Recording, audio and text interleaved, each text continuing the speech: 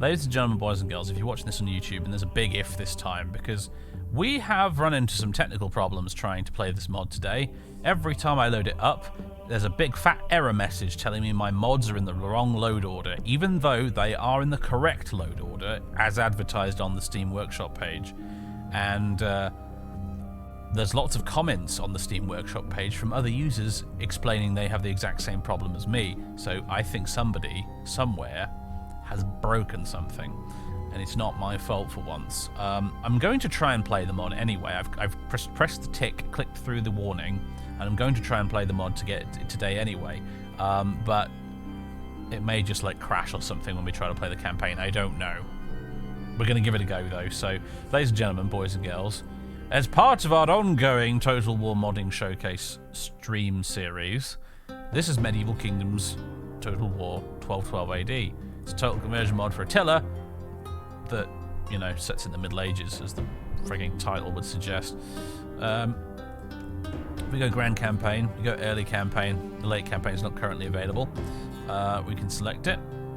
And then we get faction selection, as per usual, although this mod has a badonkers amount of factions to choose from.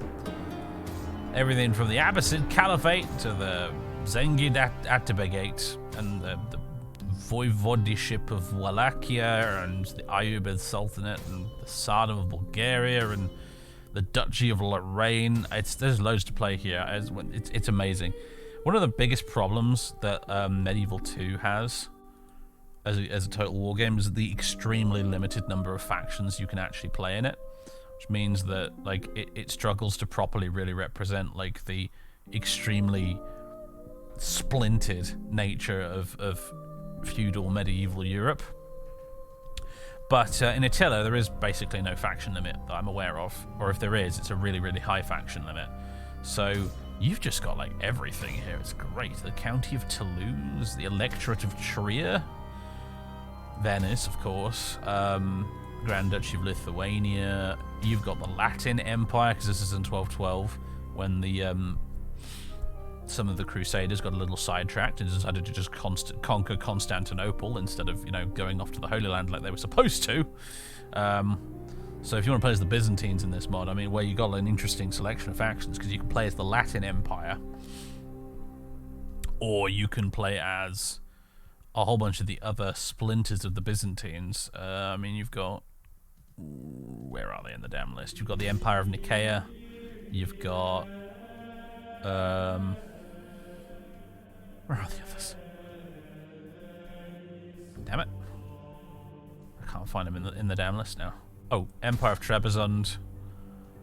You've got Epirus as well. The Empire of Epirus, yeah, over there as well. So there's lots of different Byzantine splinter factions at this point. And obviously if you play as any of these guys, one of your goals is to reunify the Byzantine Empire.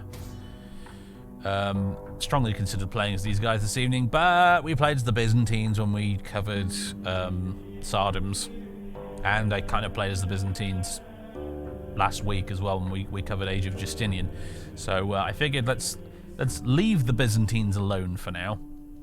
I thought we'd go somewhere else entirely, and I thought the somewhere else we could go was Scotland, because one of the things I like about this mod is that it has a really cool, historically accurate Scotland unit roster. So unlike in Medieval 2, it doesn't have all the sort of Braveheart-inspired dudes running around in kilts with, you know, blue face paint.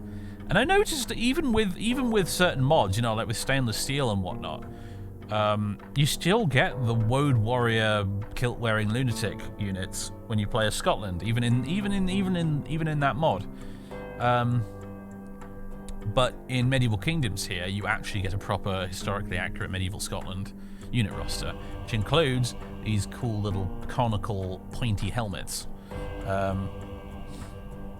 So I thought we'd play Scotland today and show that off, because there's loads of amazing factions to choose from, but what they did with Scotland in this mod particularly impresses me. So here we are. Faction leader William. Religion is Catholic Christianity. We can enable Iron Man mode if we want to. We can enable Lucky Nations, Grants certain AI factions small bonuses to auto-resolve recruitment and income. This setting helps certain AI factions survive into the late game. I'll tick that on, I think. But I like that it's optional. You can turn it off and get the full sandbox experience. There's also other campaign settings you can do as well. Not these ones. Was there some other ones? Challenges? Yeah, here we go. Judgment Day. All AI factions will become extremely aggressive, attacking you with little regard for defending their own regions. You can pretend you're playing Rome Total War or Medieval 2. You can make the AI just go hyper-aggressive all the time. Not one step back. When attacking or being attacked by an enemy force, you will not be able to retreat your force. So basically, you're never allowed to withdraw. And this is Total War. At the start of the campaign, you will automatically declare war against every faction. Any new factions encountered will automatically be declared war upon. All diplomatic options for the player are disabled, and the AI will never make peace offers. Story events, excluding world events, are disabled. The subjugate and liberate occupation decisions are disabled. Papal favour system is disabled, and war weariness penalties are decreased.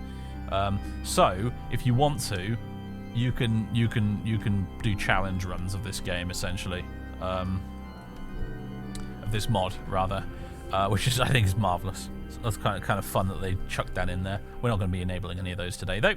There's also a randomize button if you just want to select a random faction for some reason. That's there too. So, you know, Scotland. I don't think it needs that much of an introduction. Here's the intro blurb for them anyway. But their unique faction attribute is Kings of the Scots. We fight not for glory, not for wealth, not for honour, and only and alone for freedom, which no good man surrenders but with his life. Terrible accent, I apologise. Scottish Shiltron, plus 10 morale for spear and polearm units. Settlement of Anglo-Normans, plus 0.5% noble pop growth and plus 5% growth. Davidian Revolution, minus 15% construction and conversion cost. And Unruly Gaelic Lords, minus 2 public order from cultural divide. There's the little flavour stats for this faction. Everybody's got a unique one. It's very nice. So let's do it. Faction strength, apparently strong spear infantry. Faction weaknesses, few avenues of expansion. Yeah, admittedly, if you want to go anywhere, you've basically got to go through England. So that's fun. We might want to become friends with the French, I suspect. And probably also the Irish. And the Welsh, for that matter. I believe the Welsh are playable in this mod.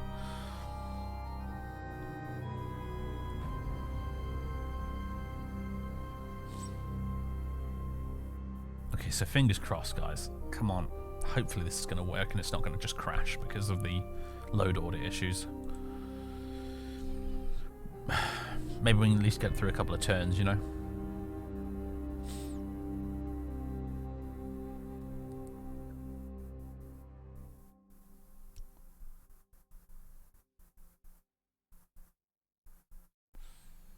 Ooh, the music stopped. Okay, well, no, we're good. We're good for now. Music stopped. Loading bar stopped moving. It was making me nervous. Take this mod doesn't fix the performance issues. None of them do. Not really. There's the little Blood DLC performance booster, which helps a tiny bit. But really, the best you can do with Attila is just tweak your graphics options to a nice optimum. And, get a good PC. To be honest, I actually find Attila runs pretty good for me these days. It runs about the same as Rome 2 does on my system.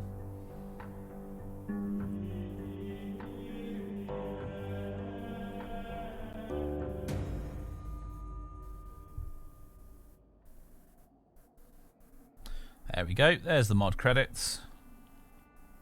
Doodly-doo. Very nice. Welcome to Scotland, everybody. There's England down there. Perfidious England. There's the Welsh. There's the Irish. But here's us. At your command. Unfortunately, all the voice... This is probably the Achilles heel of the mod, in my opinion, is that all the voice files are basically still just the vanilla game voices.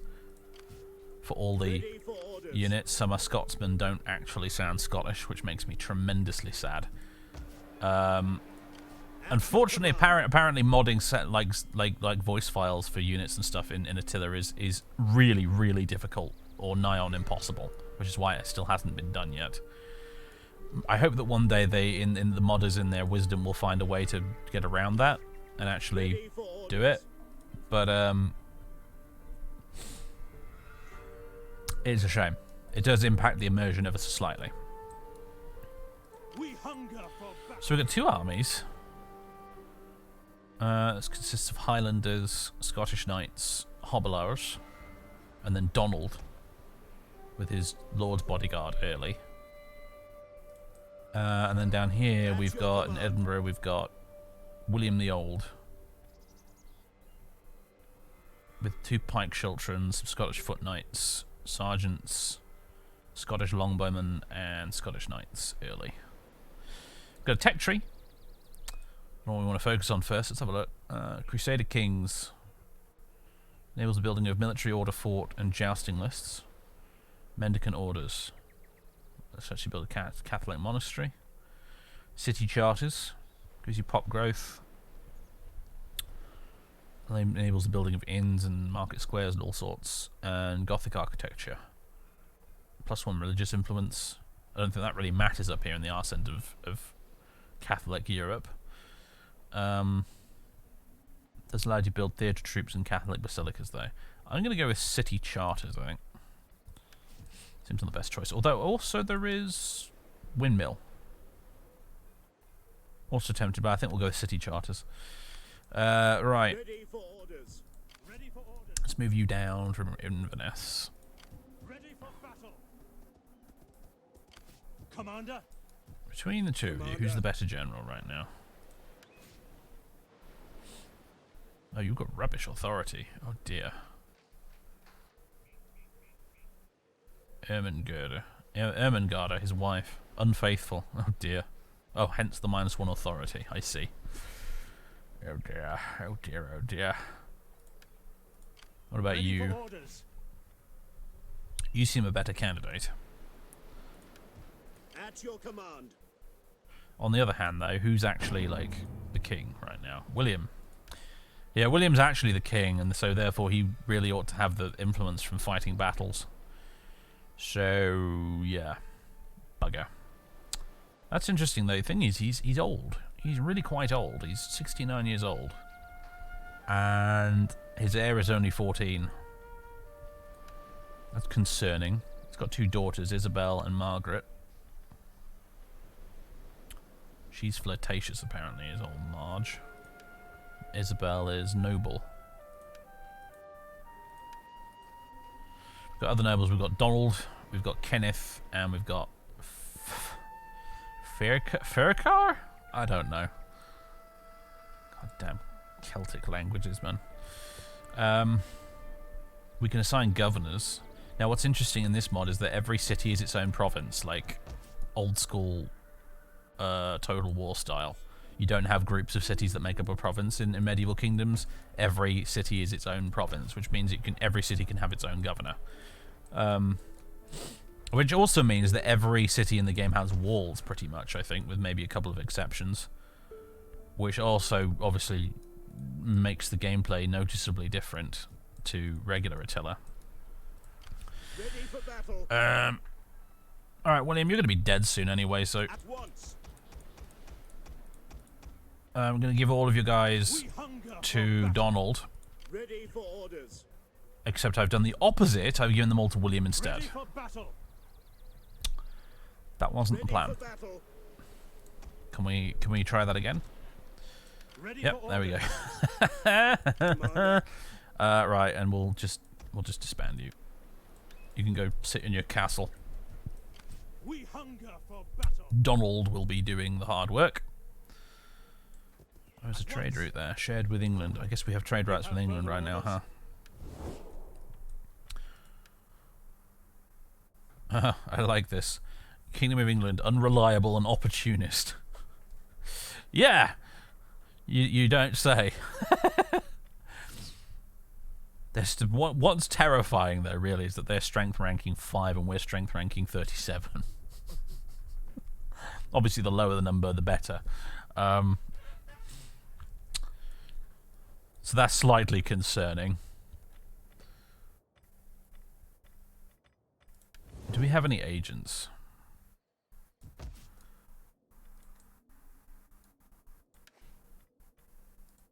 Okay, the Pope. Who goes? A Catholic faction must play a precarious game of managing the opinion of the clergy. At the helm of the clergy lies the Pope, the supreme ruler of the Catholic Church. Appeasing the Pope may be in your best interest, as displeasing him can have dire consequences. War weariness. Yeah, we got the war weariness mechanic from Age of Charlemagne. Yeah, army disbanded. I don't think we have any agents, so can we do something about that, please? No, is the answer. We don't seem to be able to recruit any agents. I don't know if this mod even has agents now I think about it, actually. Do they even have agents in Medieval Kingdoms? I'm not sure they do. In which case, never mind. That's going to make scouting a little bit more spicy than usual. Down here we've got decisions. Paradox game style. It's another wonderful feature of this mod. Found an empire. You can only do it if you're not part of the Holy Roman Empire and if you control 18 regions. Become the Empire of Scotland. Takes me back to our Crusader Kings 2 days, that does. And we can ask the Pope for money. If you're a Catholic, if you're not excommunicated and papal favour is greater than 7, you receive 5,000 monies at the cost of 3 papal favour. Papal favour, you say? What's that about? Well, if we find the button for it somewhere. I don't know where it is, actually, now I think about it. There is a whole, I don't, actually, have they even added it to the game yet? I'm not sure if they actually added it or if it's on the to-do list still, but I think there's a whole College of Cardinals system in the works for this mod, if it's not there already. We hunger for I know there's a Holy Roman Empire system. When we played as Bohemia, the last time I streamed this mod, we actually took a look at the whole Holy Roman Empire system where you had all the electors and you could cast your vote for who you think the next emperor should be and so on and so forth. It's really in-depth and it's wonderful. It's all scripted and built from scratch for the mod because the regular vanilla Attila doesn't have anything like that. Is there a crusade mechanic? Yeah, there is. There is a crusade mechanic. The Pope can call crusades. I've never played enough of the mod to have that happen to me before, actually, but I know it's a thing. at your command. Alright, let's see if we can... Oh, gosh, all we can recruit is Highlanders, and that's basically it. So what have we got in terms of buildings? Now, we've got a fort, which I can upgrade into a castle. Consumes an extra 30 food a turn, though, which I don't think we can afford right now. And we've got sheep herds, which I'd like to upgrade to a yarn hut, but we can't, because we need wheelbarrow to do that. It's like playing Age of Empires. I could convert that into wheat fields to gain more food. At the cost of, obviously, money. Edinburgh's got sheep herds, gibbets, which consumes quite a lot of food, that does, actually. But it gives you public order, less corruption. And walled city, which we could upgrade to a large city. That would cost us an extra 30 food. We're currently a surplus of only 8, though, so we can't really afford to do that, which is unfortunate. That's what the garrison currently looks like.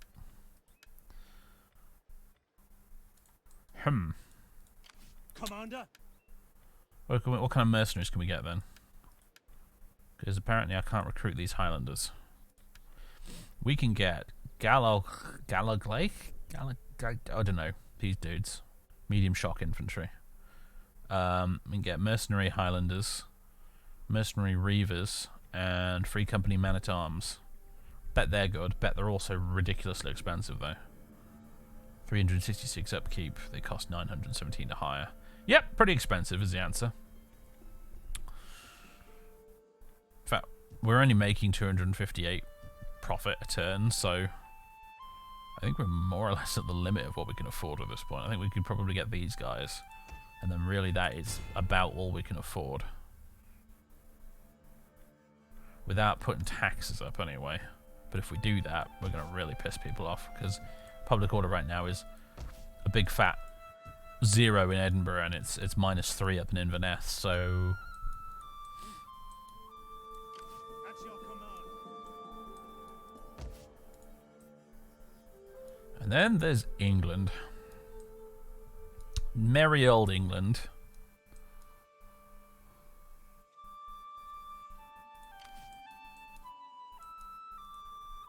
Which has like 1.5 stacks full troops that we can actually see, let alone everything we can't see.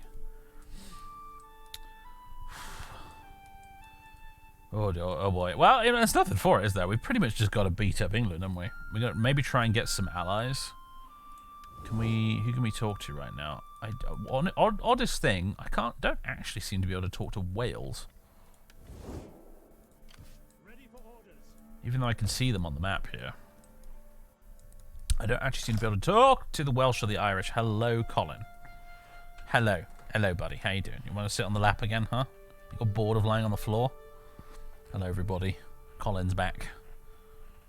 He's been up onto my lap and off it again and up onto it again all stream so far. But he wants to settle down on here again. He don't seem to have an actual sea route to Wales and Ireland, which is weird. Yeah, we don't do it. We don't have a coastal town is the thing. So one of the problems with modding Attila until very, very recently has been that you can't edit the locations of settlements. So if it's not a coastal settlement in the vanilla game, you can't make it into one in a mod. Which is why we don't have any sea routes to trade with Dublin or Carnarvon, even though it would, or anywhere really, even though it would make sense to do so. Recently, though, the Attila modding community has actually managed to produce a map editing tool that actually works, so you can edit the map and still have the AI not break itself.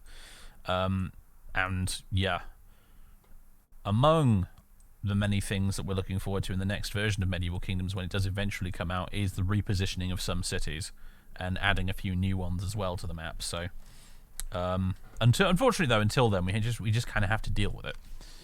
Sadly. So, anyway, there's nothing else for us to do this turn, I think, so we can just hit end turn and... Oh, I suppose we can assign a governor if we really want to. Why not? Fine. Actually, how are we doing with, like, power and stuff?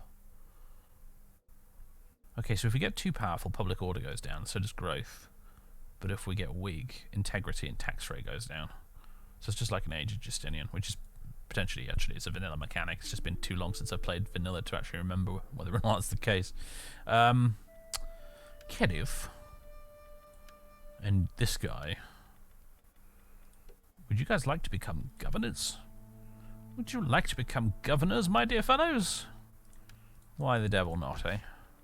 Right, what edicts can we do then? Religious tolerance. Where's the religion breakdown for here anyway? It's 80% Catholic Christianity and increasing, and 20% Catholic heresies. Okay, good to know. Organized militia drilling. Raise levies. Construct rural way houses. Levy taxes. Empower local ruler. That would boost public order but lower our tax rate. Quite significantly too.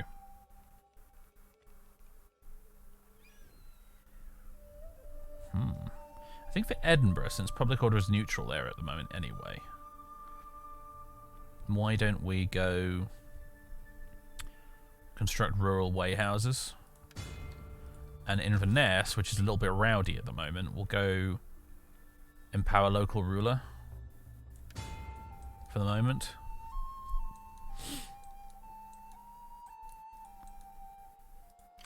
Commander.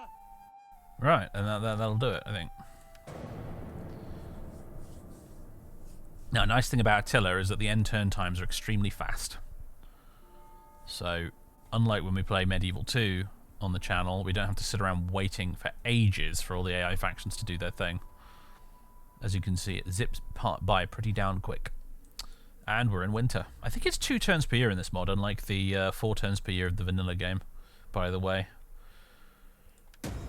Might be wrong about that, though. I don't remember entirely whether or not that's the case. It's been a while since I played the mod. Okay, England and the Irish are at war. That's good news for us. Okay, our edicts are in progress. They're doing their thing. So Inverness is now +1 positive public order. Edinburgh's still neutral.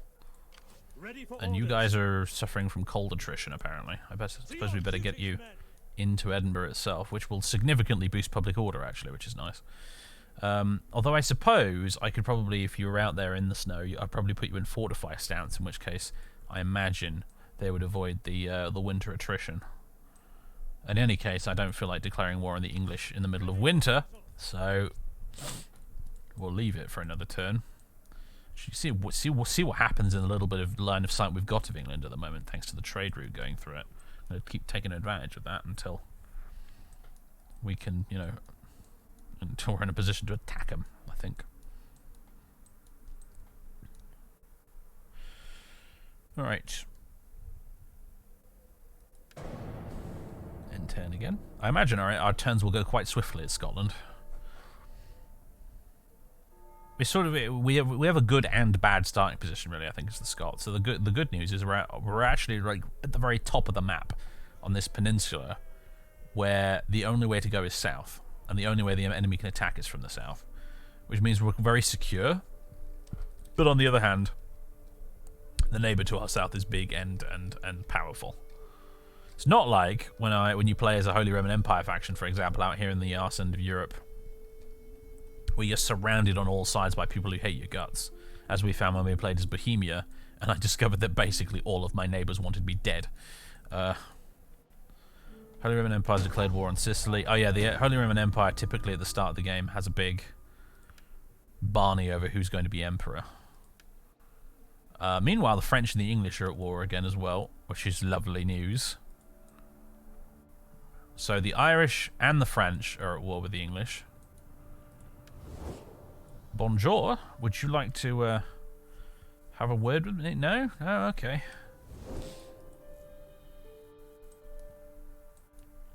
Is England holding New Normandy in this? I don't remember, actually. I'm afraid. Commander.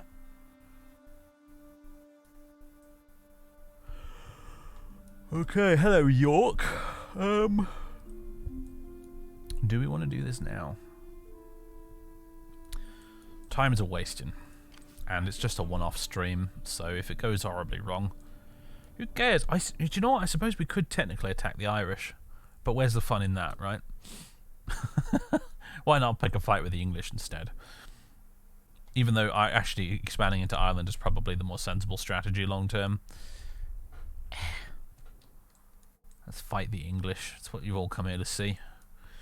What kind of garrison does York have? Oof, quite a hefty one, actually. Including some siege equipment. We up to the job, lads? I'm not sure if we are, to be honest with you. Do you know what I've realised? I think we can only recruit regular units if we do the raise the levies edict. Because that gives you +2 army recruitment capacity. And at the moment, this is completely greyed out because I don't think we have any crew recruitment capacity at all right now in this province. So I think if you want to raise units, you actually have to go raise the levies as your edict. Ready for orders. Yeah, we could hire the heavy light mercs, but then we'd start going into debt. Because they have a 366 per turn upkeep, and we're only turning a profit of 94 right now. So my army is as big as it can get without putting me in the red. We have enough to float their upkeep for a while. I mean, you say that, but the thing is, actually, this siege of York could actually last for quite a while. Potentially. You know, it's not going to be easy to get in there. So...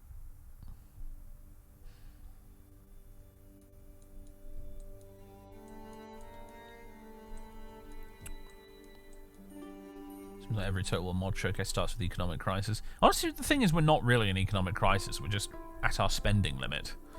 If it were a crisis, we'd have like minus a bajillion. It's like if you play, it's like playing as the Western Empire in the vanilla game, you know, and you start in turn 1 and your income is like minus 7,000 per turn.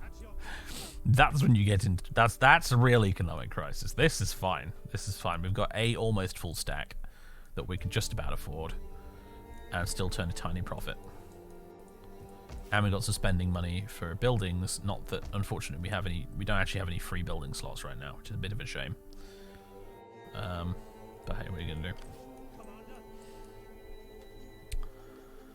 What are you gonna do? He says. Well, I think what you're gonna do is march on York. I do wonder how much these guys are actually gonna help me in the siege. But maybe we do need somebody to send over the walls first. Because obviously this is the wonderful thing about Attila is that even though this is heavy shock cavalry, I can dismount them in a siege and they can fight on foot. Which honestly makes me wonder sometimes why the foot knights are even a unit in this game. Because, like, why? Why don't you just have regular knights and then dismount them as necessary? I don't know. But anyway, you know what? I think we will, actually. I am going to hire these guys, even though it'll put me in the red for a little while. Because I think I'm going to send them all into the breach as the forlorn hope, and I'm going to hope that actually they kill lots of enemies, but also probably most of them die in the process. So I don't have to pay them. So let's do it. Declare war. This will probably not do me any favors to my reputation, which is currently steadfast. Yes. Yeah, our trustworthiness has now gone down to untrustworthy. But we don't care. Alright, so we want a battering ram and plenty of siege towers, I think. Continue siege.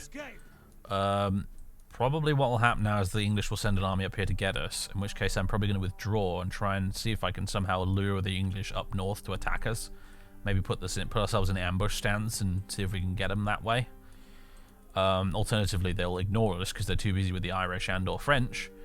But I have a feeling they might prioritize us because we're actually laying siege to one of their cities right now. So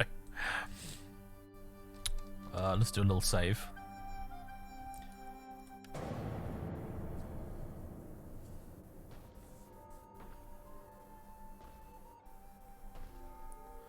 Just do a wee little save.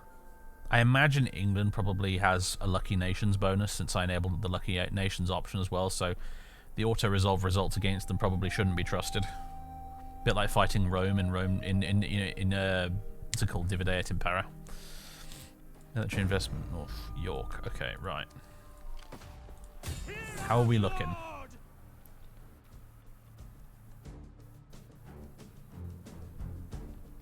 We currently have 4 siege towers and a ram. I really do think we need more than that. How many turns until the place, surrenders or whatever? In 2 turns it'll run out of supplies. Interesting. Are we taking attrition? Oh, we will be from the winter, yeah, but I don't think we're taking any siege attrition, per se.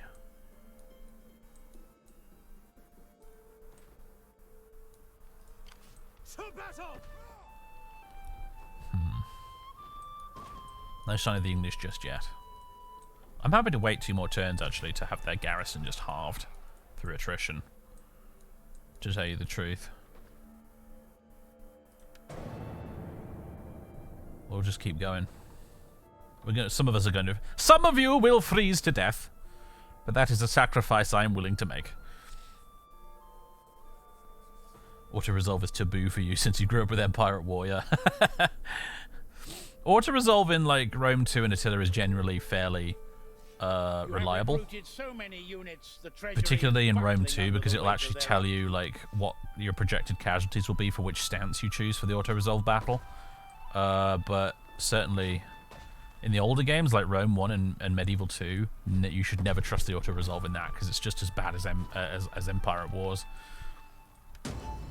Yeah, a little bit of attrition. Some of you have, quite a few of you actually have frozen to death, as it turns out. My goodness. Oh, those Free Company billmen. Ah. Welcome aboard, laddies. Like me some billmen. It's my inner Englishman speaking there. I gotta have some billmen. Longbowmen and billmen.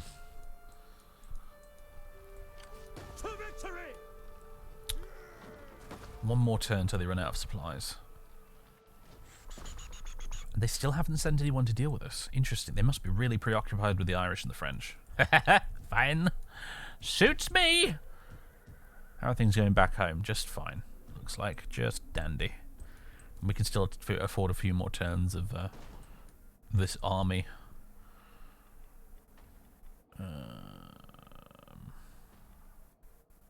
Anything else to pay attention to right now?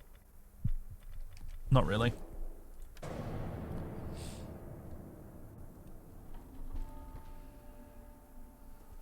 Oh, hello. They've arrived. The English have arrived. Oh, now do I want to stand and fight or do I want to retreat? That's the question. Levy billmen, foot knights, sergeants, longbowmen, some English knights, some spearmen. And then you've got the garrison. Oh. We spent so long besieging them though, you know.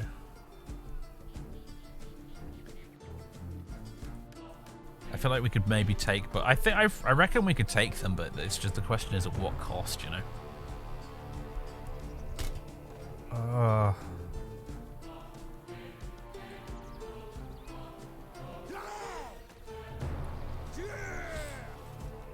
We could probably beat them and take York, but how much of an army will we have left by the time we do?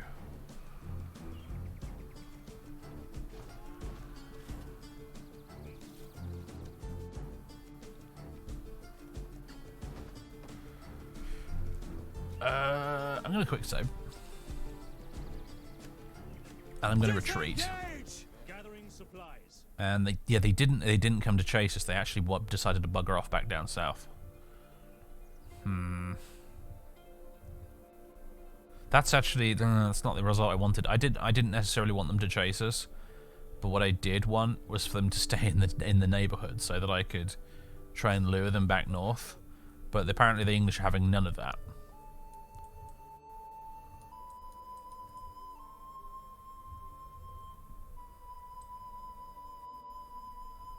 Damn it, AI, stop being smart. I'm not used to this. I'm going to load the save, and I think I'm probably just going to fight the battle.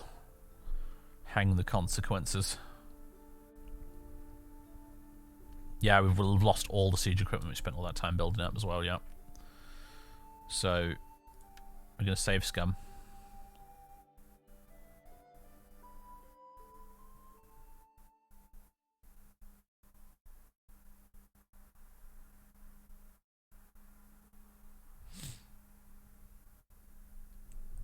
So we'll stay and we'll fight.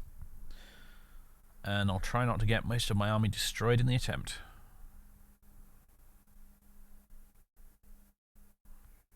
We're going to have to use some special super big brain tic-tacs for this one, I think. To try and make this work. I think we've got quite a few archers in our army, which is something at least.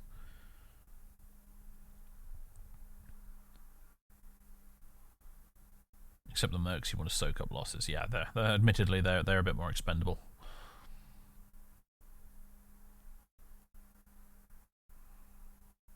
Give it a minute to load. I don't think I've got Attila installed on my SSD, so it takes a while.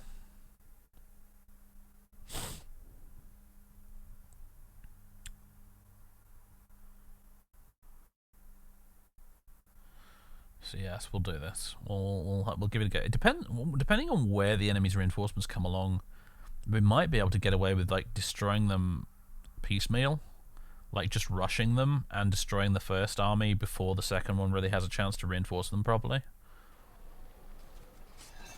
But I don't know if we'll be able to get away with that.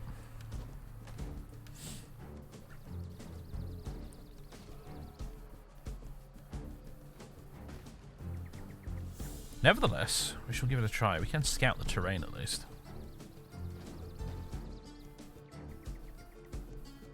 Alright. Doesn't look too bad.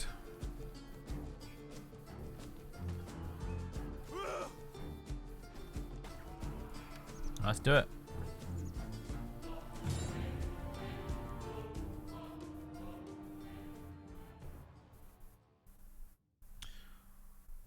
We've got a lot of Highlanders, who I don't think are necessarily very good, but we do have a fair chunk of archers. We've got our pikemen. And we've got a decent chunk of cavalry as well.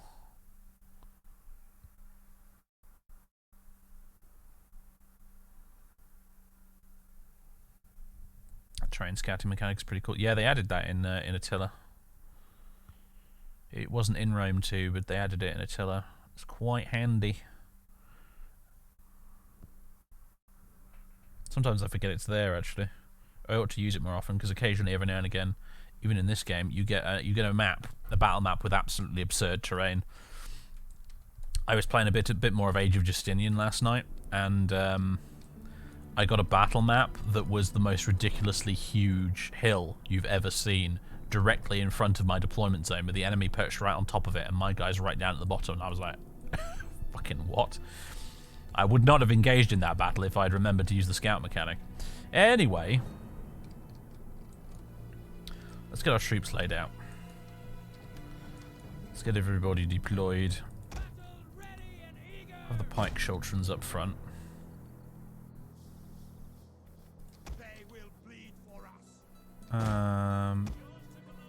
Knights and sergeants flanking them. And then the billmen and all these Highlanders. I think the Gallo whatevers. We'll have them in reserve as well, to plug gaps and flank if necessary. And then we've got all the cav. And in front of all this lot, the archers. And I'm going to move all of you right to the edge of the deployment zone, because I would, if I can, like to rush forward and just gank the enemy. Hopefully. Anyway, let's have a look at everybody. Gotta have a close-up of the units. They all look wonderful, of course. These are our little Highlander archer dudes. We've got our foot knights with their nicely painted bucket helmets. Somebody's stolen the flag. You seem to just be carrying a big spear, mate. That's not very good. Of all the heraldry and whatnot, it's all very good. We've got the pikemen deployed in a little phalanx. And we've got the sergeants over here. They do have a flag. Do we have a flag? We do, as it turns out. And then there's the Highlanders behind them. And again, as you will note, there's some tartan. There's some tartan, but there's no Braveheart kilts. And we're wearing these interesting spiky conical helms as well.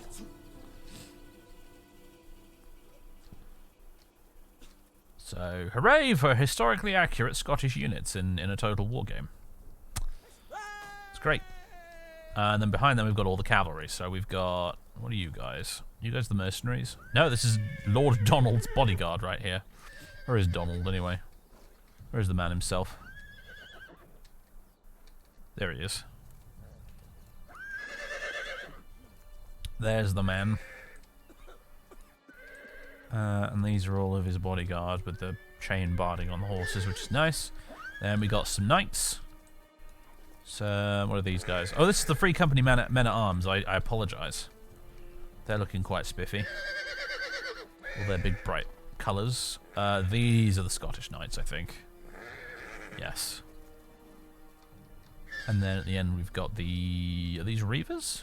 Hobblars. My bad. Okay. You know what, I think I'm going to move you guys out onto the flanks from like the get-go, because I just want to move in and swarm the enemy if possible. However, the cheeky fucks have deployed all the way over there.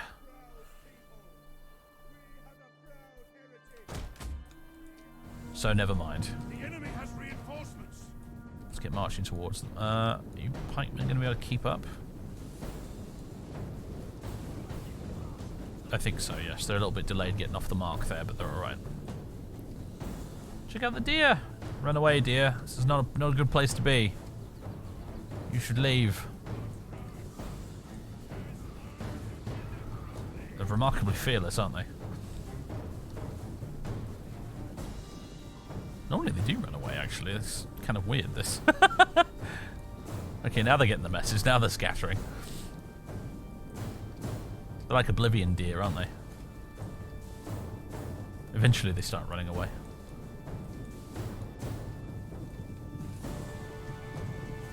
Oh, what have we got over here? What are these? Ah, Eustace. King's bodyguard early. They're marching over this way to meet up with their friends. Here's the perfidious English.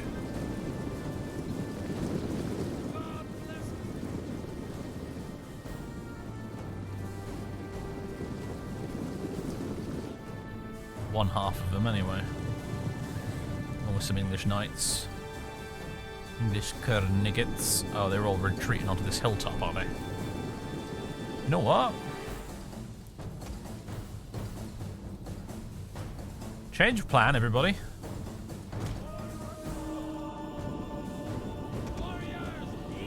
You guys running? Okay, brilliant. They don't have to be in.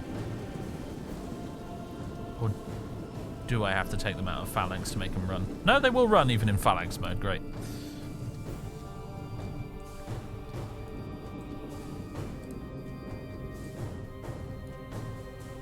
English knights. Oh, awfully tempting. Or maybe I should have taken the advantage of the chance to gank their general there. Never mind. Sent forth my own cavalry to have at them. But yeah, if they want to stay camped up on their hill, that's fine. I would much rather engage this lot. In fact, maybe if we move forward and provoke them a bit, maybe we can get them to come to us.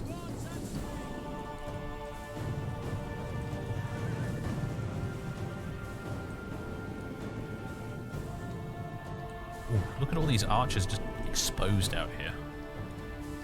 It'd be a shame if something happened to them, wouldn't it?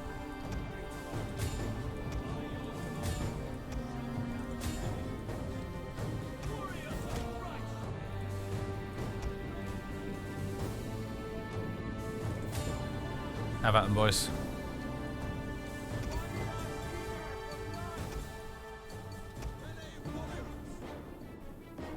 Everybody keep moving up. Right, this is going to be a bit of a nasty little fight here, but I'm hoping that just because we've got them so outnumbered, we'll beat them anyway. Meanwhile, squish those archers, please. Oh, hello. King's bodyguard is moving in. The enemy is going for our general. Protect him. Okay, looks like some of these archers are already wavering.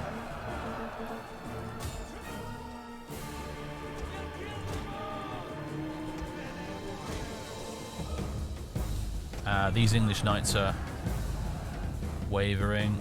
These archers need to stop shooting because you're just going to hit my own guys at this rate. Right, if we can.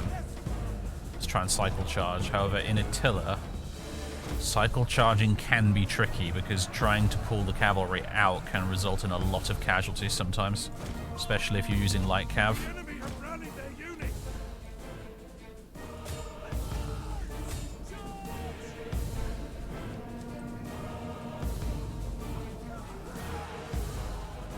Splat.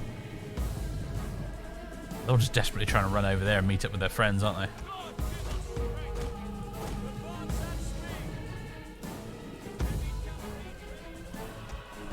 But yeah, the might of the Scottish cavalry. This doesn't seem right somehow.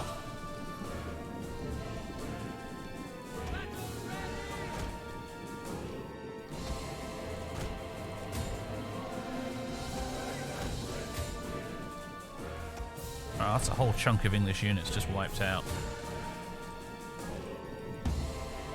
So far, so good. Bad of corpses over here, including a dude who is not T-posing to assert his dominance, but he's doing his spread legs power pose. Slight glitch there. This guy's levitating. Pretending to be dead, but levitating.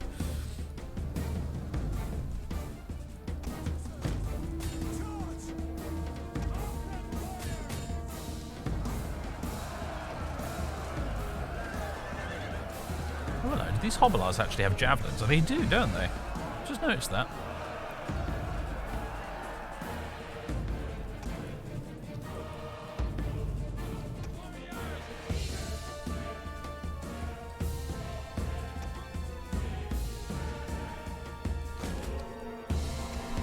bring you boys back down here. Walking pace, though. Don't knack yourselves out any more than we've already done so. Okay, so far so good up here. I think just finish off the last of these wavering archers. Just broken, shattered, brilliant. And everybody just form up on this hillside here. Because here come the rest of the English, and I think they're probably pretty pissed.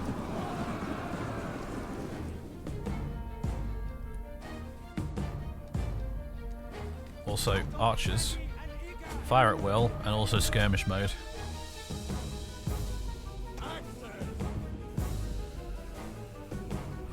Ooh. I see that cavalry approaching.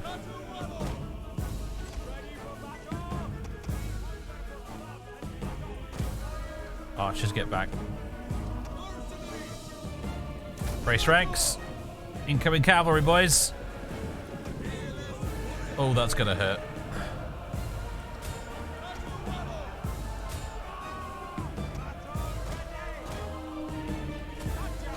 See if we can get you back there and have you put some flanking fire into those knights. Yeah, the mercenaries are having a bit of a panic. Understandably. I did brace them, but I mean, there's not much you can do in the face of a full-on heavy knight cavalry charge there. We are cutting down quite a few of them, though. On the right side. Alright. Where's my cav? Let's bring them up. Everything's going in here. The pike's holding there. Holding the line in the middle. Good. You get some shots into these guys. A little faster would be good. There you go. I saw a couple go down there. Brilliant. And you guys over here.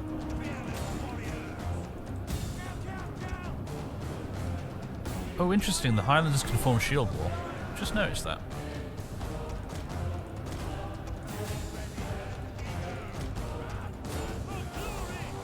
Alright, let's bring up the billman.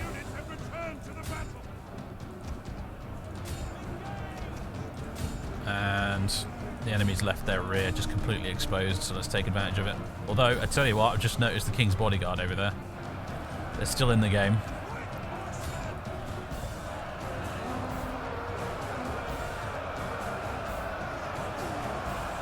I'm hoping the shock of this will just mostly do a lot of morale damage. Oh yeah, the whole line's wavering. Good stuff.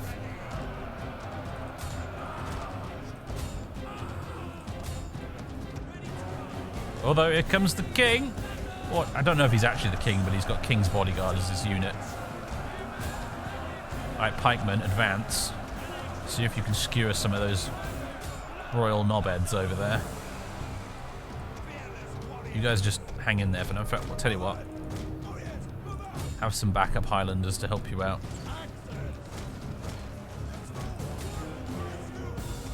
Oh, hello, the English knights are back on this flank.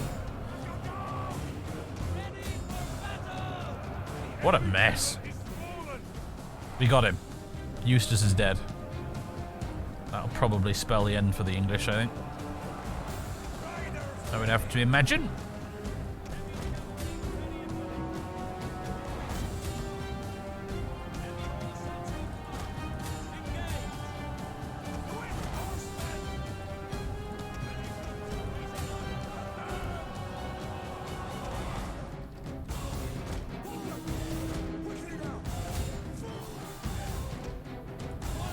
We've done it. What have they got left that's not routing? It's just the archers, isn't it? It's these longbowmen at the back.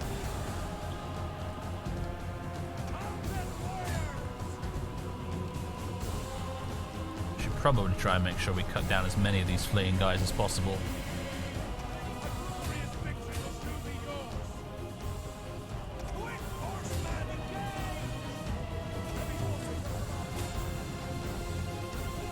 I wonder if we can catch these guys. Not that we need to, actually, because they're a character bodyguard unit.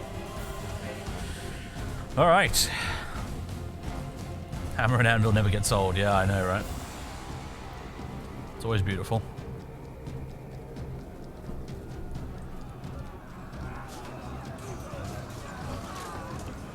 Those English flee. I wonder how many of our foot knights are left. How's the army looking? Oh, yeah, we're looking a bit mauled, that's for sure. Not as bad as it could have been, though. I was potentially expecting this one to be a really close one. But because the AI decided to do what it did, it made it easier for us. We got really lucky there, if I'm honest with you, actually. If the AI had come in with its reinforcements much closer, totally different ball game. We might have even lost it if that had happened. Nice buildings and stuff over here, this is pretty cool. Anyway.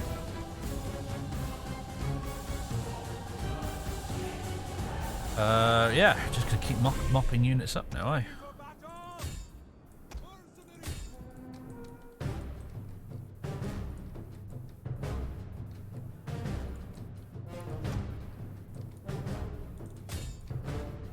Kill off a few more of them with time compression on, and then we'll call it a night.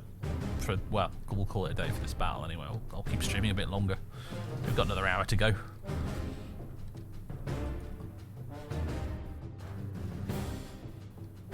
Brilliant. Right, I think we've gotten most of them already, actually, by this point. Almost all the enemies are dead. So let's just end the battle. Decisive victory. Marvellous. We lost 476 guys, 1640 remaining. They've got 180 men remaining. So, I don't know if we're going to just take the city now, or if there's still going to be a siege battle. It's kind of annoying, because I actually really would like a siege battle, so we can have a look at these new city models. However, that might not actually happen now. So, we can take on warriors, we can ransom and release captives, or we can kill captives. Let's take on warriors. We need the replenishment bonus. Ooh. Maybe no, we've taken York. Okay, cool. That army has still technically survived, though.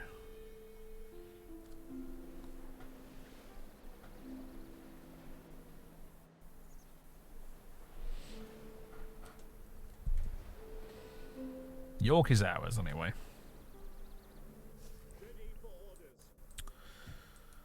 Enemy killed in battle, Eustace. Very good. We've secured Northumbria. We've gained a resource, wine. Food shortage in Northumbria, that's not great. And Alexander has gained a trade. Who the fuck's Alexander? Oh, he's one of our governors. Okay. At your command. Meanwhile, Donald. Oh, he's got household stuff. He's got a hauberk. He's got target. The shield, not the shop. And he's got a shield bearer. With that and the it's plus 40% armor for the commander's unit with those two combined. That's huge. It's a gigantic bonus. What do we want to upgrade? Is cunning or is authorita? What do they give you? Public order and morale for the commander's unit. Cunning gives you less upkeep cost, more melee defense for the commander's unit, and less maintenance cost for your governed province. Hi.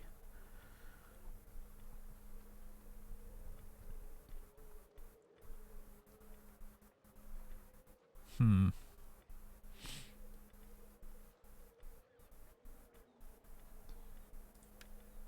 think I'll go for extra authorita for this guy. Oh, and all this is absolutely busted, isn't it? And it's going to cost quite a little bit, quite a packet to repair as well. Oh dear. Well,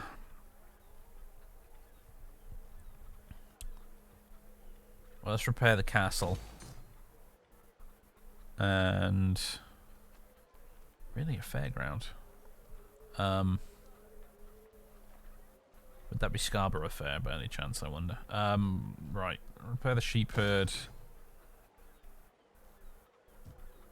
And I'm wondering if we should convert this in the fullness of time to something else.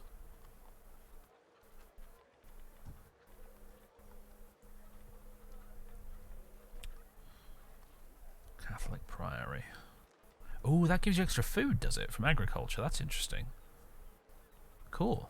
Alright. Repair that as well. I'm not gonna repair the fairground just yet. Ready for orders. Right, you guys could spend the rest of the winter inside the city, replenishing yourselves a little bit. In fact, we've immediately regained an awful lot of losses following the battle, actually, which is pretty nice. Alright, so far so good. We're still in the negative. Hopefully that might change once we get the city fixed up. Now I suppose we await the English response before potentially we march on Nottingham, I guess. Yes, ironically, yeah, where are they? Yeah, the Free Company men-at-arms are back to full strength, so... Although, it should be pointed out, in Attila and Rome 2, it doesn't work like in the older games, so if a unit is depleted, you don't have to pay less in upkeep for them. You still pay the full upkeep cost, regardless of how depleted the unit is in Attila and Rome 2, which is something that's caught me out in the past. Something to bear in mind when you do play this. Because in Rome and Medieval 2, if a unit was only at 50% strength, you would only pay 50% of its salary, because it makes sense that there's only half the guys left, so that's quite a few less paychecks to fill out. However, I suppose on the other hand, you could argue that still paying the full price is you're paying the cost of recruiting more people to rejoin the unit and replenish it and whatnot, replace broken equipment, blah blah blah. So.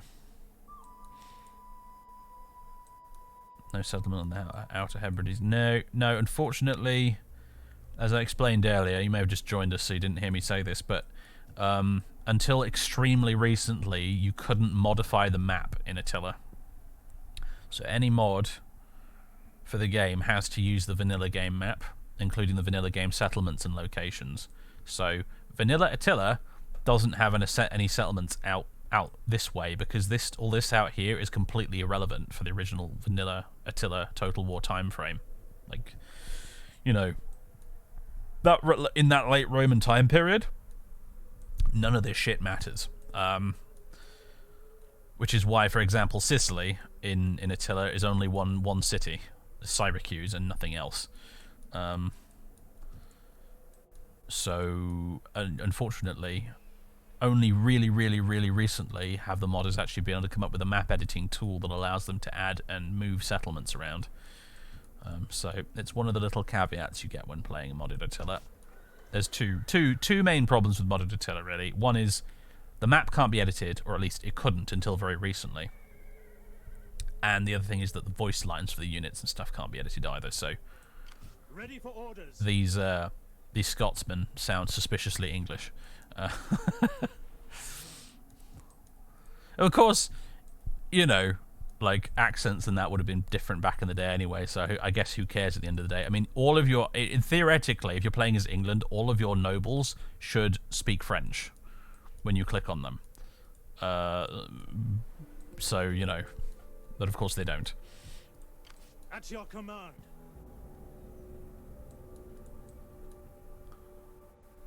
Some little force that next turn to finish the remains of the English army there. We could go and get them now. I'm just worried about having enough movement left over to get back into York once we're done. At your command.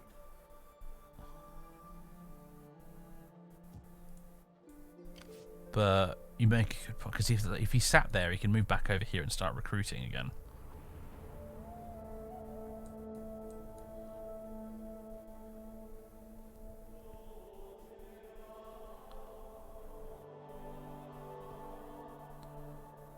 So, ready for orders.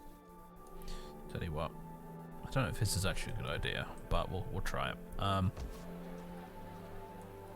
Raise forces.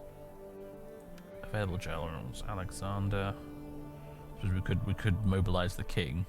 71 years old and still chugging along apparently. Alexander, are you? Is that Prince Alexander? It is. He's actually come of age now, finally. Okay, tell you what then. Ready for battle. Let's raise an army. With him at the front of it. He's an entrepreneur, apparently. Interesting. So more of a governor than a fighter is our Alexander, but hey. Raise an army. Ready for battle. We hunger. He's not going to be able to move this turn. Call this a garrison. But these guys can. So I can move them out there. I can move him into York. Commander. Advance. And I can give him the units I don't want to take with me. So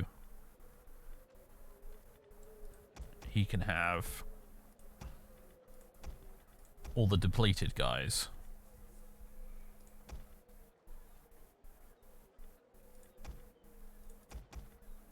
Yeah, you can have all of those. We'll take the bulk of the cavalry with some of the Highlanders to finish off these English. Ready for orders. Oh, don't you dare, you son of a... Oh, I'm not going after him now. Would that I were as swift as the angels. At your command. March. Alright, I'm going to give all of these to Alexander, because he's royalty, and therefore he should be getting all the credit for our battles, and not this Donald fellow. Even though Donald is a better general. So Donald, congratulations, you did a grand job taking York. Alexander's got it from here. Battle. We hope. Ready for battle. End turn, I think. Oh, hello. Oh, some of our governors are leveling up. That's nice.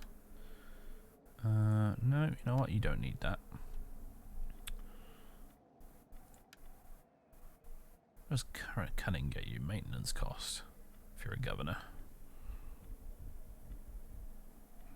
Does zeal get you anything? Nah, it's a battlefield thing only. Get you a smidge of cunning. Our other governor up in Inverness. Bit of authority and cunning for you as well, sir. Oh, and York, I suppose, does need a governor, doesn't it? So... we can't put Donald in charge. That would be ideal, really, actually, is to put make Donald governor of Northumbria. But he's still in transit at the moment, after being disbanded, so we can't do that this turn. We'll do it next turn. Hey, Deacon. Thank you very much for the 33 months of subbage. Peace. All is indeed well, my friend. Oh, really? Oh, gosh. The English actually are willing to offer me 900 gold to keep York and leave them alone. Mate, your throat must hurt from swallowing all that pride.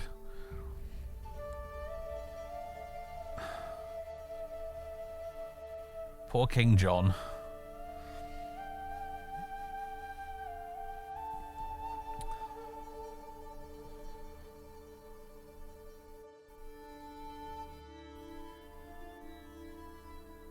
He's strength ranking 8. Yeah, they've gone down from strength ranking 5 to 8, haven't they? And we've gone up from 37 to 26. Oh, it's tempting, you know. But this is if this, you know what, if this wasn't a stream, I would do this. I would take this offer. Because it's a stream though, no! I'm gonna keep fighting you. I want to get a siege battle in this stream so we can see the cool new settlements.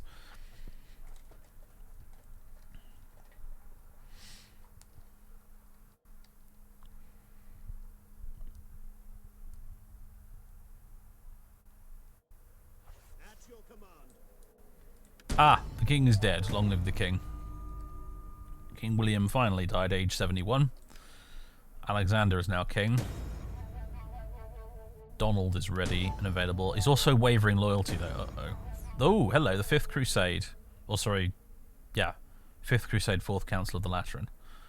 Proclaimed a new crusade to free the Holy Land from the Saracens at the 4th Council of the Lateran held this year. Various Catholic rulers will soon be asked to join the crusade, though its intended target is not precisely known. So that's the thing that'll happen soon. We'll get to see the crusade mechanics at work. At a point, Donald is, even though his loyalty is a little bit shite, we'll appoint him anyway.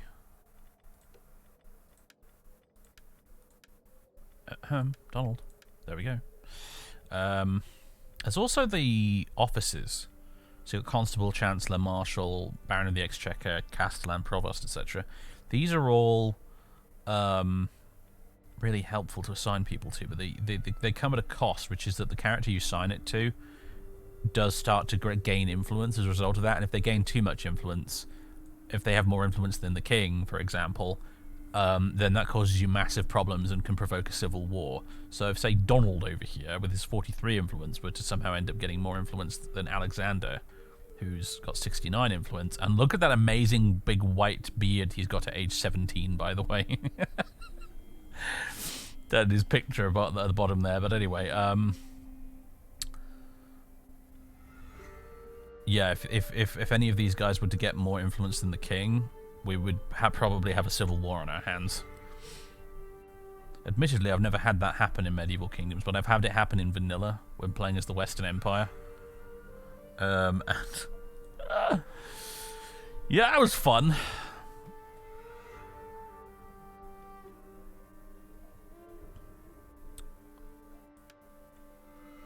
We need to find this guy a spouse, don't we?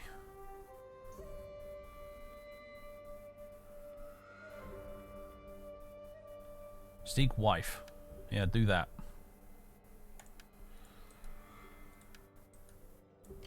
You're a king now. You ought to have a wife, God damn it.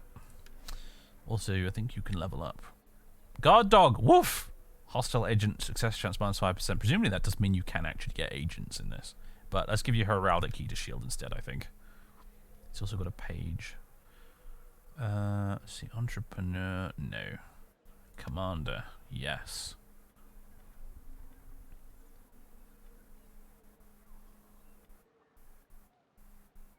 And I think we'll give you a smidge of zeal as well. Make you better on the battlefield. Right, the army is still a little bit bruised, but you know what? They're doing okay. I presume we still can't recruit any agents, can we? Nope.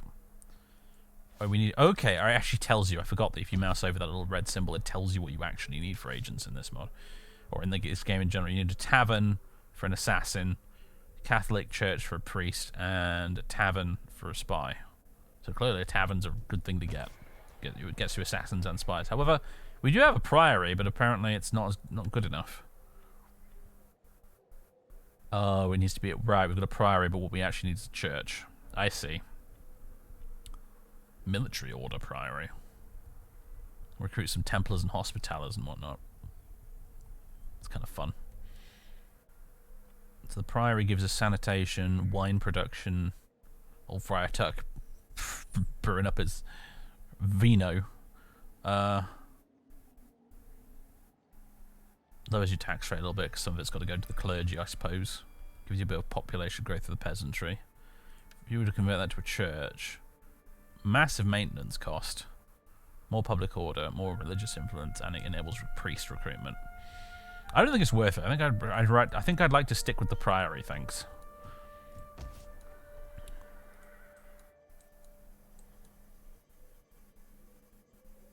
You had no idea about the influence mechanic and had one of your champion generals decide to turn on me. I had the same thing happen to me the first time I played Attila. Yeah, I didn't understand how the influence stuff worked, and I was playing as the Eastern Roman Empire, and my top tier amazeballs kick-ass general who conquered Persia turned on me in a civil war because he got too much influence. That was fun. Ready for orders. And it wasn't when the civil war breaks out as well. Like, it's not just him that does it; a bunch of other guys will join him as well. It's quite. It can be quite a profound disaster when it does happen. Although sometimes you can nip it in the bud. I had it once playing as the Western Roman Empire, and all the rebel generals gathered over here, which luckily for me it turned out I had Stilicho and a full stack of legionaries just up the road on the other side of the Alps, so he just marched down there and kicked all their asses in one turn. and then old Emperor Honorius got the bonus from having resolved a civil war. Alright, boys and girls. York's going to be kind of pissed about us marching away, but, you know, like, whatever, man. I think I'm going to go empower local ruler, try and keep them a little bit happier, and we're going to march directly on Nottingham. Damn the torpedoes. I'll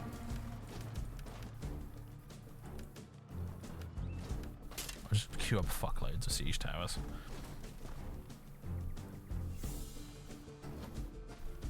garrison for Nottingham is not very Let them cower like impressive, killed admittedly. dogs. And we'll end turn. We are in profit, yeah, for the second, aren't we? Much blood has been spilled. No. Sorry, England.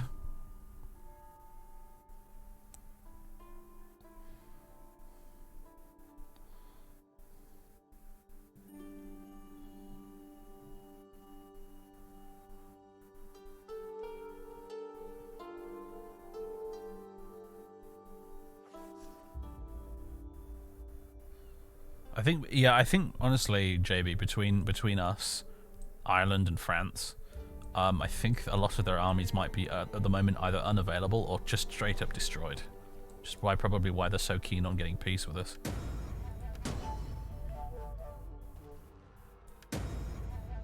Ermengarde. Who was Ermengarde?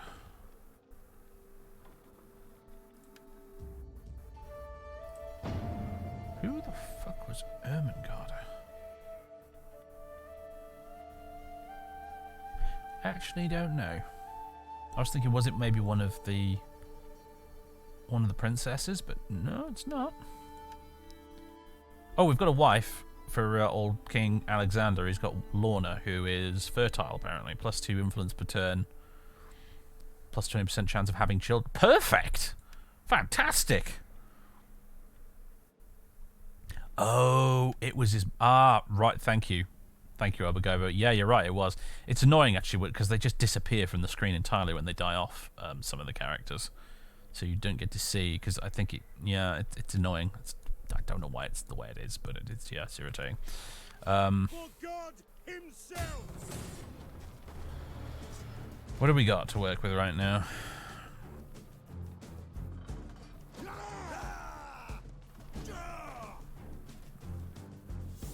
We've got 4 siege towers and a ram. I think we need to wait another turn, even though it means some of these guys are going to freeze to death. In fact, a fair chunk of them will freeze to death. I think we need the extra towers to make sure this actually works.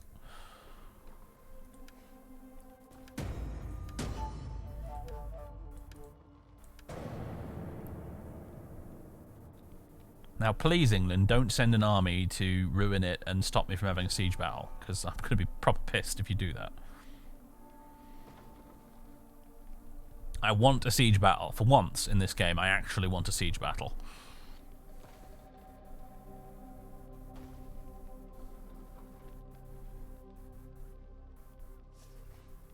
Okie dokie.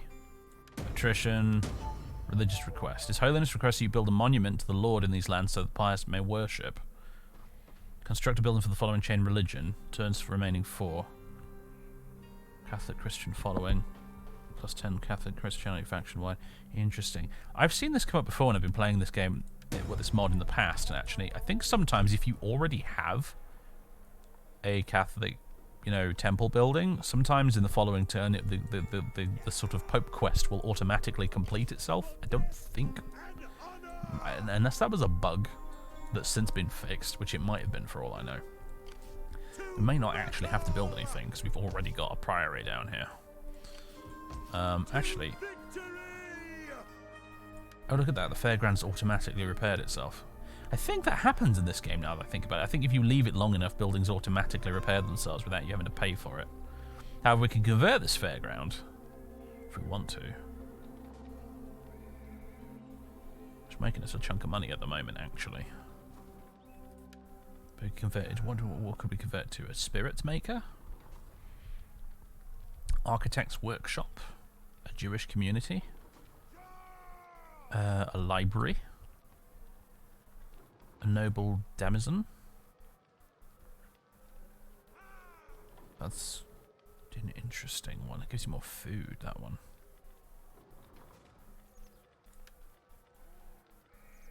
A gibbet. Our tavern.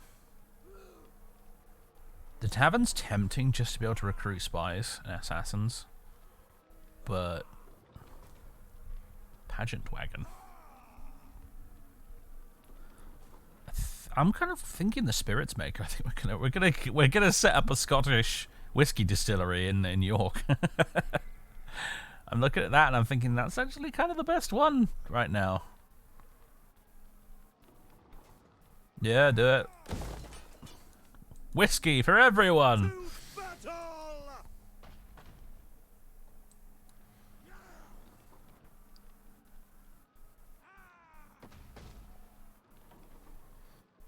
Alright, now let's take Nottingham. Let's do this. This should be fun. Let's quick save in case the game crashes or something. I hope the mods work properly and we've got the proper custom settlements. Because I'd like to see a proper medieval town.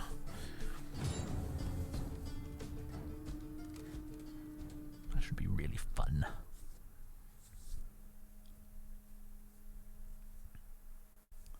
Not played much non-1212 Attila. Most of the battles in that also in and around settlements. Medieval 2, most of my fights are in open fields. Really? I find in Medieval 2 and particularly Rome 1, the vast majority of my battles are siege battles. I find actually Rome 2 and Attila to be quite the opposite.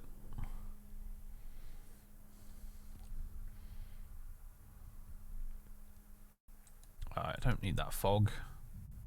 I don't want the rain either. Dry, there we go. Start deployment. So, does it look appropriately medieval? It doesn't, does it really? I'm a little disappointed. Maybe the mod's not working properly. Although, actually, no. Some of this looks medieval. I don't think some of these are vanilla buildings. This doesn't look vanilla right here. And this building over here doesn't look vanilla either. This church. Interesting. It's hard to tell. I mean, it all looks about right, you know. I mean, it all looks kind of like appropriate to the medieval setting. I'm not complaining from that point. It looks more vanilla than I thought it was going to. I was kind of expecting some big stonking huge stone castle walls and stuff out the front here. But these are very vanilla looking walls.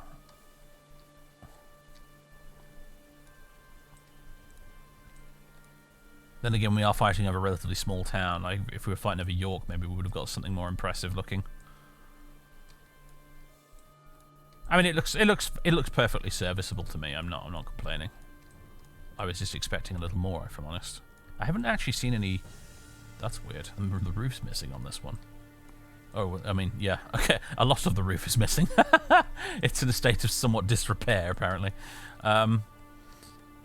That doesn't look vanilla to me, mostly because of how glitchy it is. So clearly something is working.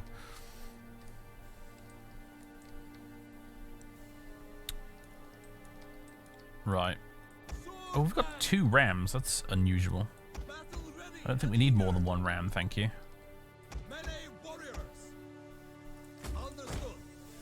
One will suffice. Right, oh dear, right, okay. I don't need pikemen carrying siege towers around. That's a stupid idea. Stop that at once, it's silly. Sergeants, yes. Highlanders, yes. Billmen, sure. I'd like you mercenaries. Yep, you're on a siege tower as well, good. Where are my foot knights?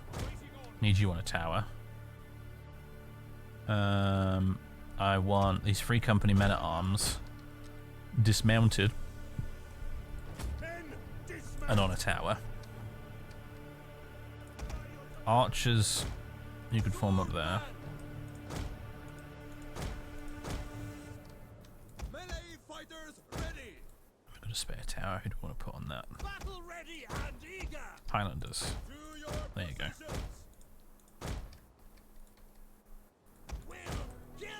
Alright then. Rest of the cavalry. I'll have you at the back here. And we'll dismount you if it becomes necessary to do so. Move those pikemen up there, I suppose, as well. Oh, hello. What the? Oh, it's selecting the unit of dismounted cavalry because I was mousing over their horses, which have been left behind over here. Gotcha. Okay. Let's have at them.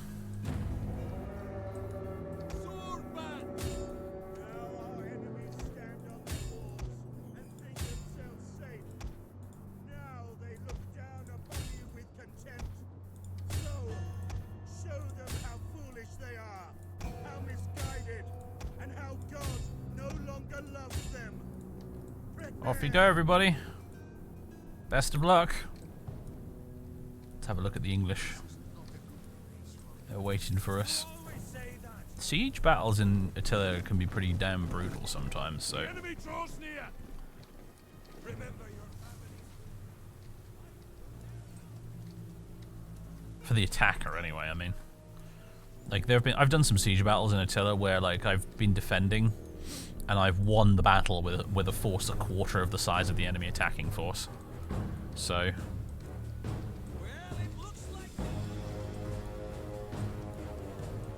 I like all the civilians wandering about, by the way. That's neat. And look, they've got like proper medieval outfits as well. Check it out. Check out this guy's hat. Appropriate since we're in Nottingham. He's got a little Robin Hood hat.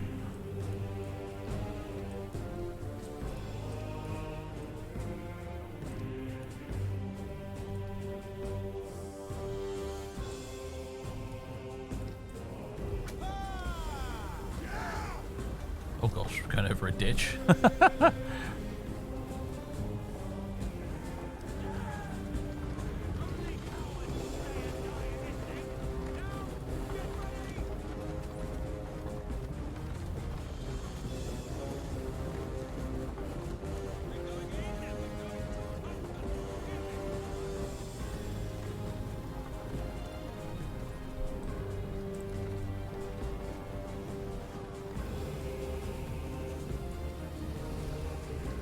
There's a Lord of the Rings mod in the works for this game, you know. It's called Darkest of Days, I think.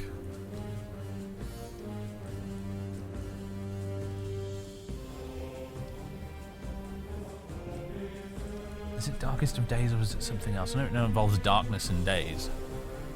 But yeah, there's a Lord of the Rings. It's actually technically playable already. You can only do multiplayer and custom battles with it though at the moment. But they're working on a full campaign map now that the campaign map tools are available. So Dawnless Day. Thank you. That was it. Yeah, the Dawnless Days. That's what it's called. Darkest of Days is some other whole other thing. Oh, they're really pelting that battering ram, aren't they?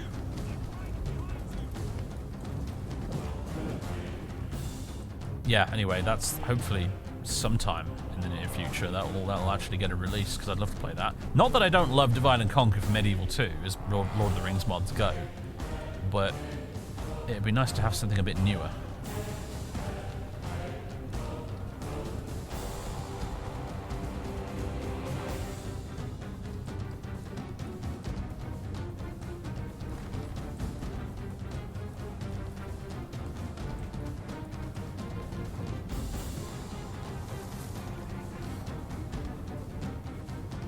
Siege towers in this regard weren't really a thing. They were in some case. I can't think of an example from the Middle Ages themselves that I know of, but I know that siege towers that actually moved were a thing because the Goths used them in the siege of Rome against Belisarius. They were actually pulled along by teams of oxen out the front, and it didn't work essentially because the Goths hadn't really thought it through, and actually what the Romans did defending the walls is they just shot the oxen with their arrows. And it turned out to be a disaster for the Goths, but they did give it a go.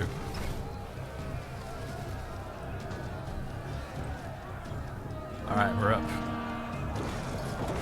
I think there were more sophisticated versions where like the teams of like livestock or whatever that were pulling it along were actually covered up properly, but the Goths were like they didn't have a lot of experience with siege warfare, so they were kind of winging it.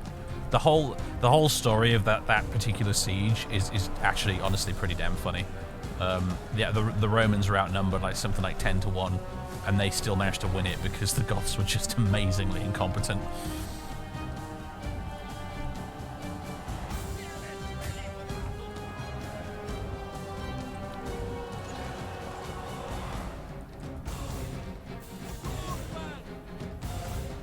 Yeah, capture this tower, boys.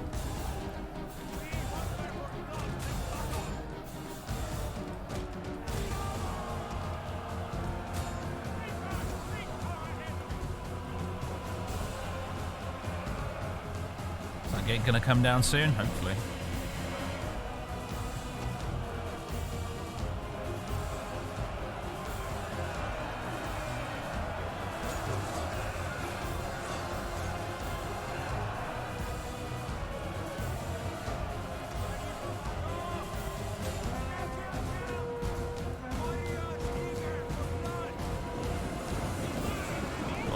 mercenary guys with the big axes. Pick up those Englishmen. Oh, hello. Hello. Hello, Colin. I'm gonna get face boops. Every occasionally, Colin likes to boop my snoot. Don't you? Aww. You're not getting enough fuss. Is that your subtle signal that you want some more fuss? Oh dear, did they? Yeah, they wrecked the ram. Although it looks like the gate's kind of open anyway, so whatever. Through we go.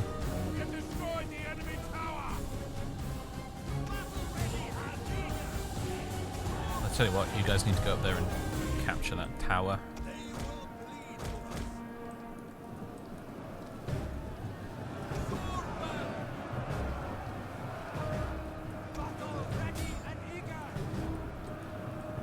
Alright, so far so good.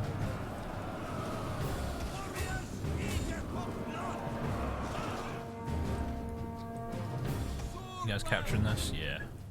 Good. I like that they've managed to seamlessly put the faction logos on the banners here.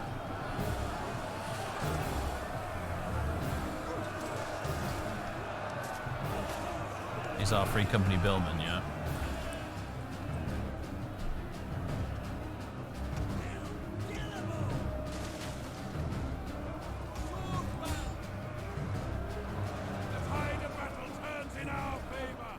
I think the Highlanders have like javelins or maybe throwing axes or something, because I saw them chucking something there as they charged.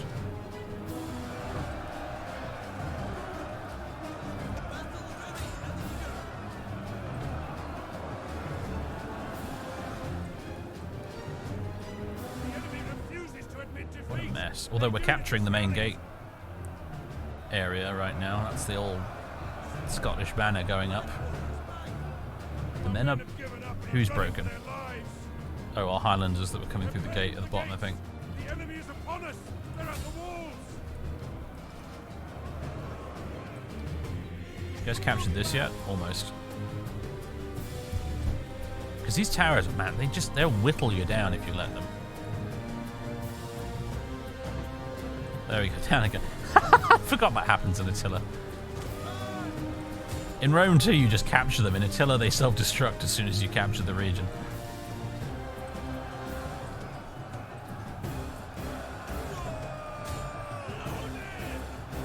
Alright, did they keep much in reserve?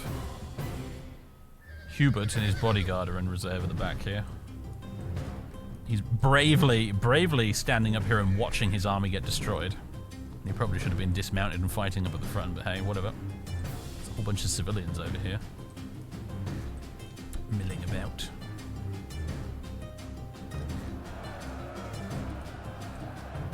I think we've pretty much taken the walls now. Tell you what. I've got a couple of units that are very, very well suited to the task of dealing with a bunch of blokes on horses. Come forth, my pikemen. I've got work for you to do.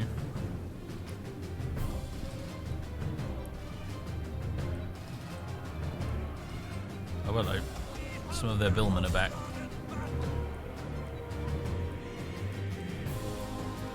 I guess some of you could go and work on destroying that barricade. Are these the Free Company men-at-arms? They are, aren't they? I tell you, it's such a small thing, but being able to dismount your heavy cavalry in sieges in Attila, I just love it so much. God, it was so annoying in Medieval 2 having to try and deal with using cavalry in city streets, especially with that game's terrible pathfinding. Oh, I love being able to do that, this in this game.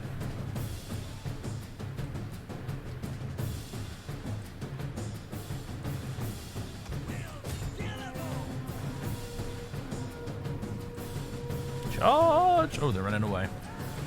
Oh, they changed their mind.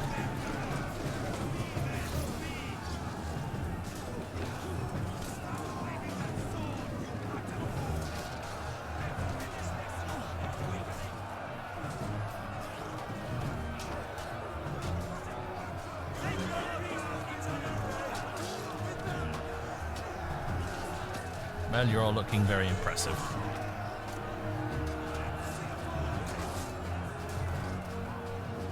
They've done a great job with the units models in this game, in this mod.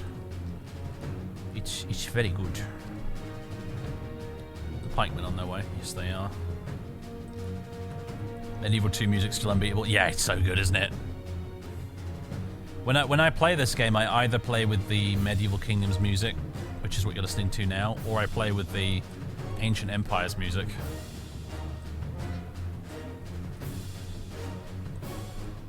I never play with the vanilla soundtrack because it's just a bit rubbish.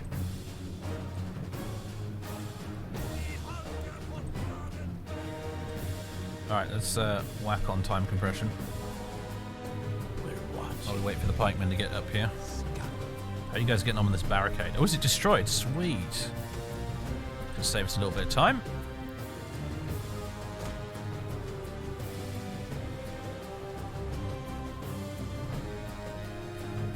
Interunks! Thank you very much for the 9 months of subbage. Been a while since you caught the stream. Welcome! We're going to go stab some Englishmen on horses with our big pointy sticks. Should be fun. If I can figure out a way to make this really work. Might have to send them in single file. Oh god, look at them all trying to climb over these herb gardens. That's going to disrupt your pike phalanx somewhat, isn't it?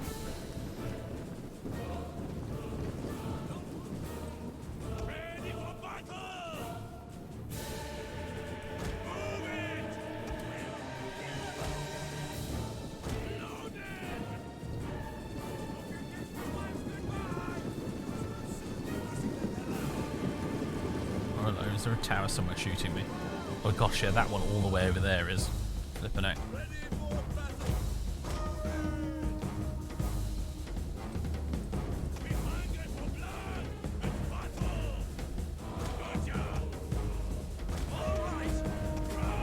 Slowly, no need to rush. Yep, get those pikes down and slowly move forwards, please.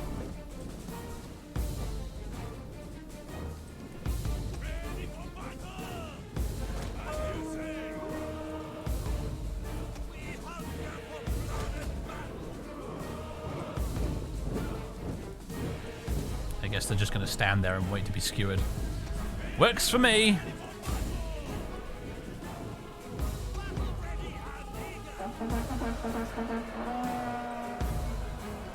Can we get you guys around the side a little bit here?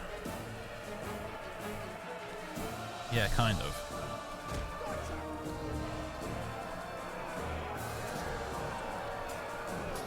This should be, theoretically, an easy fight. It is like a king's bodyguard unit, so they are pretty hench, but they're fighting pikemen from the front, so this really should be over fairly swiftly.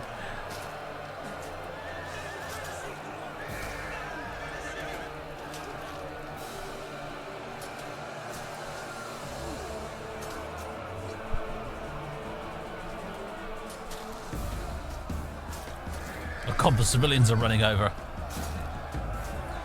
They're actually helping the knights. Oof, brutal. Goodness me. There we go, that's that. Suicidal peasants dying for their lord, apparently. Alright. Sitting here like, are we the baddies? There we go. Nottingham is ours, ladies and gentlemen.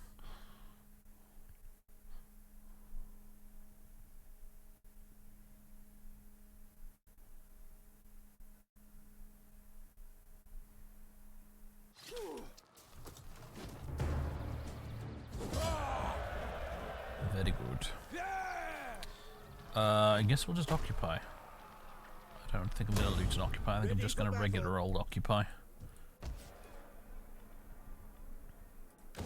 And then probably repair all this crap. There we go. That's put a dent in the treasury, but we are making a decent profit every turn now, so there's that. Alright. Well, we've taken Nottingham, and now Colchester London and Bristol await. However, I think that's probably going to do it for tonight, folks. We're just coming up towards 8 o'clock. So, yeah, anyway, there you go. Medieval Kingdoms 1212 AD. It's great. Apparently, ignore the weird error message that you get when you start the mod these days with the load order thing, because it doesn't seem to have made any difference. Everything seems to be functioning perfectly. Apart from that church with the missing roof.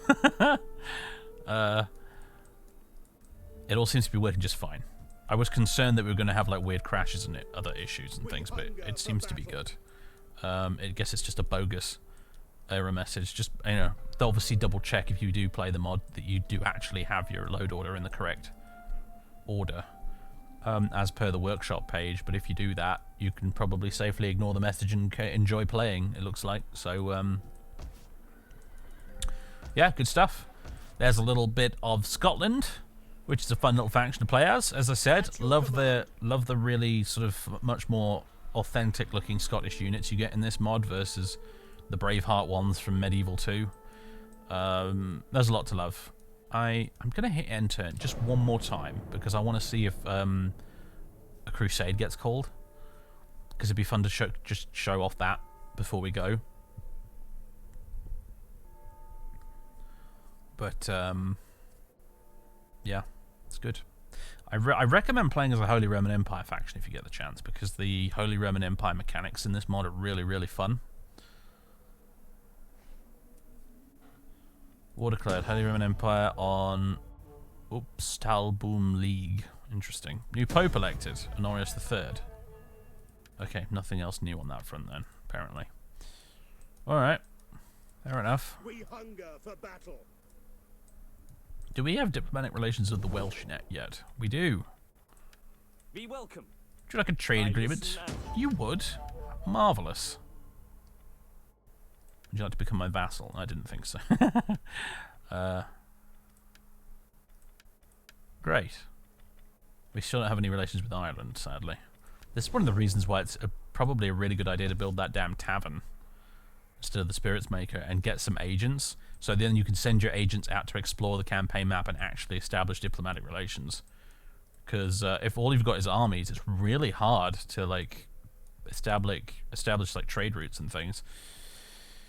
So, join war against England. They might be one of the few factions here that isn't at war against England, admittedly. Actually, since you mentioned it, yeah, then they are not at war with England, funnily enough. Everybody else is, except the Welsh.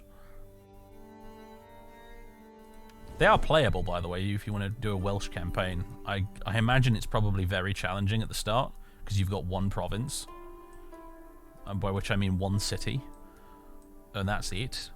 And your neighbour is fucking England, which is huge, but I guess if you wait for the right moment, and you get like we did here, where everyone declares war on England at once, you can join in and have your fun, I suppose.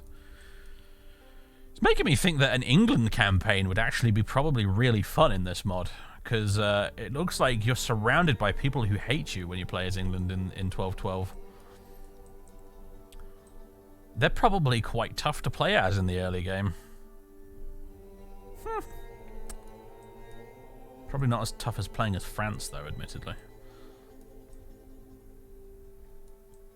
There's so many factions to play as, though. I mean, you've got all the Eastern European ones as well, like the Teutonic Order up here and whatnot.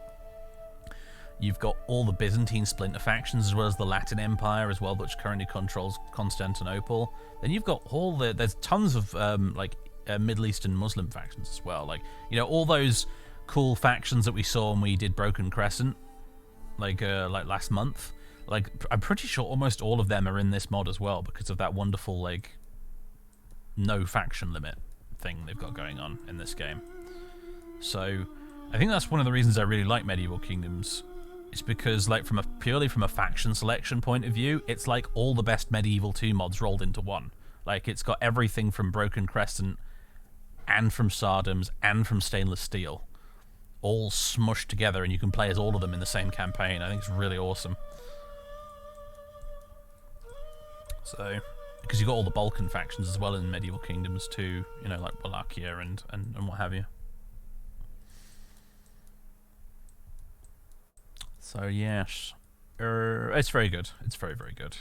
one of the campaigns I'd love to do in this mod, one of the many campaigns I'd love to do in this mod, like actually for YouTube, is I'd like to play as one of the Byzantine splinter factions and try and, you know, reclaim the glory of Rome, but really starting from almost nothing, you know, like as maybe the Empire of Nicaea or Trebizond, you know, one of the small Byzantine splinters, where your first primary job is to retake Constantinople, then reunify the empire as it is, then try and expand it out and retake what was lost since Justinian's day. That would be a hell of a challenging campaign, but God, it'd be fun. But anyway, ladies and gentlemen, thank you very much for tuning in. It's been jolly good fun. I guess I'll save the game. Kingdom of Scotland, 1216 AD. There you go. It's been a delight, though. I really, really, really heavily encourage you to give Medieval Kingdoms a try if you haven't already. It's really good fun. It's not quite Medieval 3, but it's like Medieval 2.5. Medieval 2 and a bit. Medieval almost 3. Total War. It's really good. And it's only going to continue improving with further updates and whatnot, especially now that the map editing tools are out there. So, yeah, when we return, folks, which will be tomorrow, I don't know really what... My streaming plans at the minute are just me basically making shit up as I go along. I don't know what I'm going to be streaming day to day at the moment. I'm thinking on Saturday we might start Knights of the Old Republic, though. Finally. I think that might be our weekend game. KOTOR is going to probably, hopefully, be that. That's going to be what we do on Saturdays going forward. That's what we do tomorrow. I haven't decided. We might do another mod. There's one other big mod for Attila called Ancient Empires, which is worth having a look at as well, so we might do that next. I'm not sure yet, though. So, yeah. There's a bunch of other little Attila mods as well, like 919 and there's another one as well. It came out fairly recently, or it's going to come out soon. There's another Dark Age period sort of mod. Might some Rome 2 mods, maybe. There's not a lot of other Rome 2 mods out there, honestly, Dr. Faz, the thing. I've already showed you Age of Bronze and Constantine.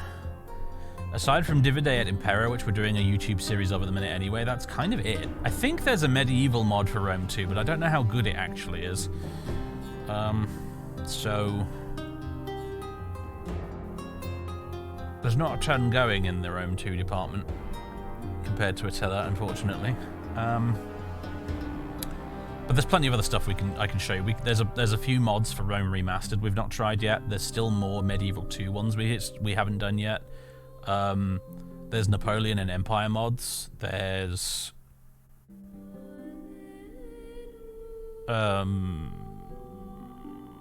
brain fart. Dave.exe has stopped responding.